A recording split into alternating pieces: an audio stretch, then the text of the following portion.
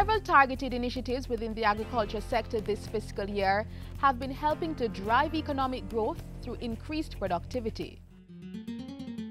Initiatives like the rollout of agri-parks, infrastructure development, training of farmers and assistance with inputs.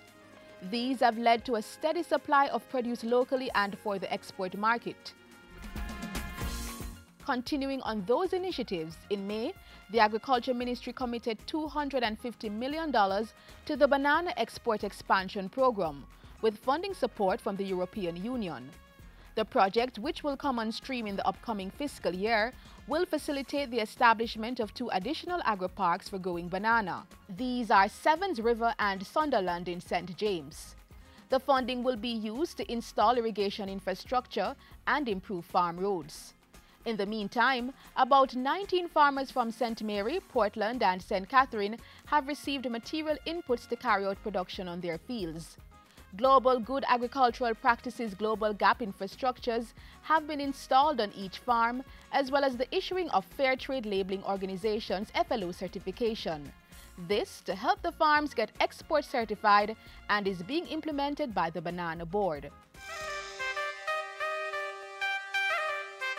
As part of the government's strategic priority of sourcing more employment avenues for Jamaicans, the Ebony Park Heart Academy in Clarendon has been training and putting young persons to work. They are coming out with the foundation skills to either start their own businesses or work for someone. And what we have seen is that there's a high demand for our agro-processing trainees. By the factories, by the firms, through self-employment, they are being employed.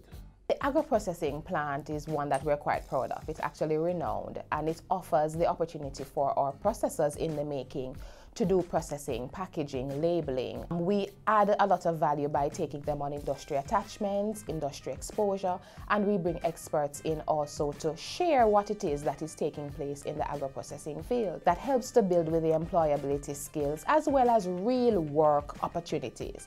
So our plant is also used by other entities to do packaging for their own private use. And one thing that we tie in is that these employers use some of our trainees to be a part of their employee base.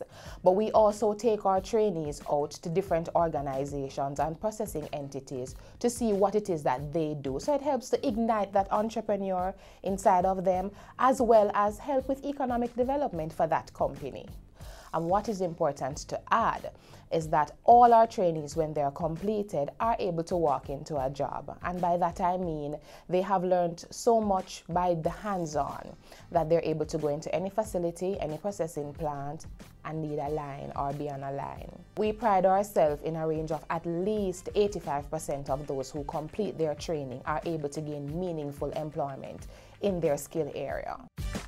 These trainees are also exposed to international certification from the National Council on Technical and Vocational Education and Training, NCT-VET, which provides employment opportunity overseas. We have gotten calls, visits from Bahamas, from the Cayman Islands, from Canada, and other places in the world seeking employees. The farm work program too, you will realize, has a lot of persons that have passed through Ebony Park that have been trained and certified to international standards. And because of that, they find themselves in the top tier of persons employers are looking for to take overseas.